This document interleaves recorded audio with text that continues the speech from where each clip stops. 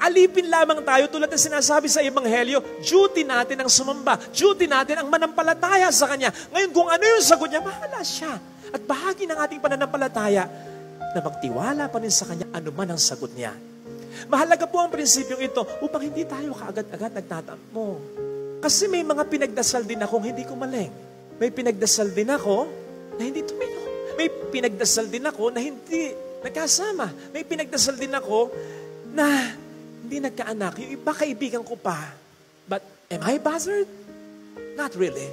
Bakit? Sapagkat naniniwala ako na kung paanong kumilos ang Diyos sa mga answered prayers ko, kumilos, kumikilos at kikilos pa rin ang Diyos sa mga still unanswered prayers ko. Hindi ko sinasabing perfect ang pananampalataya ko, but I'm working on it. Dahil dapat ganun ang pananampalataya natin. Yung unang mensahe sa atin ng ating first reading. Ang sinasabi ng Panginoon in Jesus sa ating first reading kay Habakkuk, trust me, I know what I'm doing.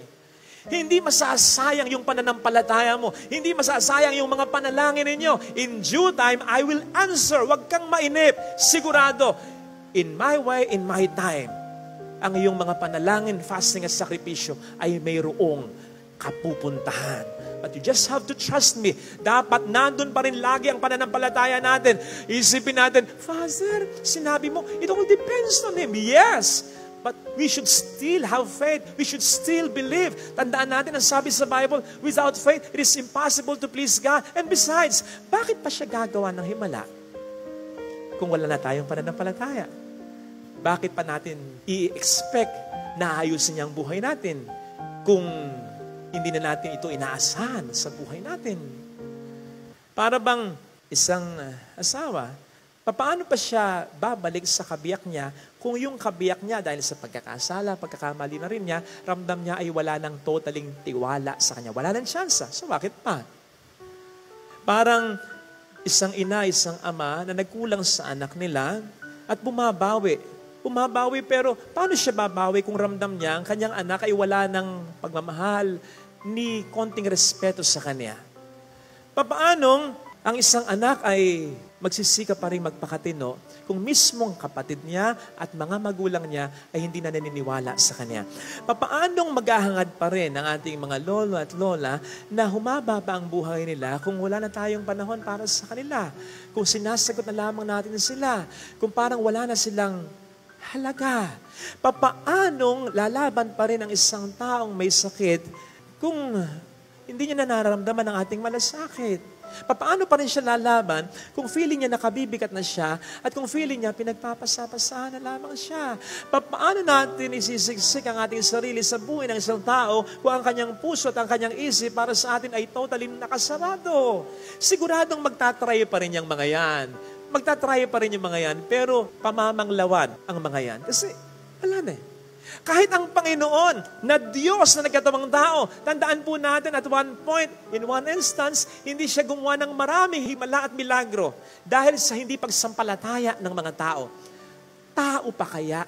Tayo pa kaya?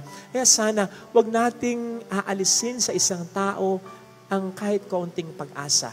Yung pagpaparamdam sa kanya na may mangyayari pang maganda sa buhay niya. Yung pagpaparamdam sa kanya, kung ito'y nagkasala, na meron pa tayong kahit konting tiwala at paghahangat na maganda sa kanya. Huwag nating aalisin yon. Dapat maramdaman ng taong concern yon. Sapagkat baka yun na lang ang pwedeng pagsimula ng himala sa buhay niya at maging sa ating pamilya. Mga kapatid, mahirap po ito. Pero I think naman, may dahilan kung bakit tayo itinanim ng Panginoon sa buhay ng mga taong yan. And vice versa, kung bakit sila itinanim sa buhay natin. Remember na ang Diyos ang pumili ng pamilya natin. So, ibig sabihin, may mission tayo, may obligasyon tayo, may tungkulin tayo sa mga taong ito. May dahilan kung bakit siya ang ina ng anak mo, kung bakit siya ang ama ng anak mo, kung bakit magkapatid kayo, kung bakit mga magulang mo ang mga ito. Kahit paano, humanap ka ng kahit konting dahilan at kahit konting pag-asa, magtira ka.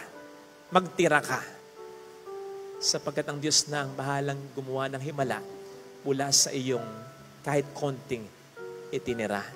Ito sana ang hiling nating biyaya sa ating banal na misa. After all, wala namang masyadong hinihiling ang Panginoon sa ating pagdating dito. Siya naman talaga kasi ang gagawa ng milagro. So kahit pagod ka na, kahit naiinip ka na, kahit nahihirapan ka na, tandaan mo, our Lord Jesus Christ, our God is not bound by time. Sa isang idlap, kahit yung konting pag-asa na yan, pananampalataya na yan, pwedeng gumawa siya ng himala